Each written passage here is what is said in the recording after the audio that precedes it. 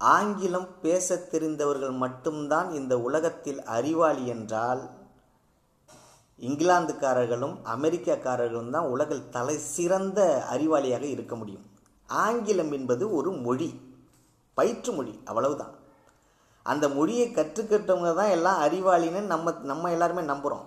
ஆனால் நம்மளுடைய தாய்மொழி எப்படி தமிழோ அதே மாதிரி பிரிட்டிஷ்காரனுக்கு அவனுடைய தாய்மொழி, அவ்வளோதான்.